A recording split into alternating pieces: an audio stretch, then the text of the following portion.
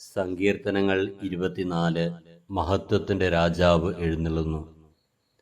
ഭൂമിയും അതിലെ സമസ്ത വസ്തുക്കളും ഭൂതലവും അതിലെ നിവാസികളും കർത്താവിൻ്റേതാണ്.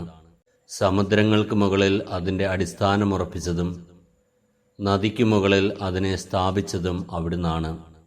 കർത്താവിൻ്റെ മലയിൽ ആര് കയറും? അവിടുത്തെ വിശുദ്ധ സ്ഥലത്ത് ആര് നിൽക്കും?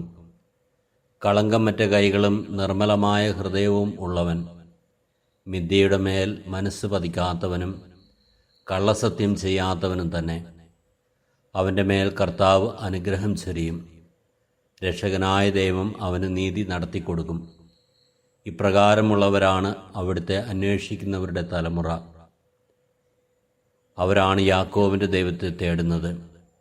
കവാടങ്ങളെ ശിരസ്സുയർത്തുവിൻ, പുരാതന കവാടങ്ങളെ ഉയർന്നു നിൽക്കുവിൻ.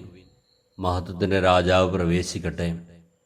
ആരാണ് ഈ മഹത്വത്തിൻ്റെ രാജാവ്? പ്രബലനും ശക്തനുമായ കർത്താവ്, യുദ്ധവീരനായ കർത്താവ് തന്നെ. കവാടങ്ങളെ ശിരസ്സുയർത്തുവിൻ, പുരാതന കവാടങ്ങളെ ഉയർന്നു നിൽക്കുവിൻ. മഹത്വത്തിൻ്റെ രാജാവ് പ്രവേശിക്കട്ടെ. ആരാണ് ഈ മഹത്വത്തിൻ്റെ രാജാവ്? സൈന്യങ്ങളുടെ കർത്താവ് തന്നെ. അവിടുന്നാണ് മഹത്വത്തിൻ്റെ രാജാവ്. കർത്താവായ ദൈവമേ, കളങ്കമറ്റതും നിർമ്മലവുമായ ഒരു ഹൃദയം നൽകി, മിഥ്യയിലൂടെ മനസ്സ് പതിക്കാതെ കള്ളസത്യം ചെയ്യാതെയും ജീവിക്കുവാനുള്ള കൃപയേകി എന്നെ ഇന്നിൻ്റെ നിറവിൽ അനുഗ്രഹിക്കണമേ.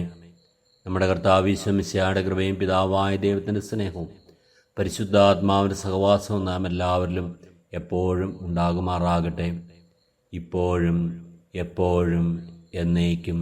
ആമേൻ.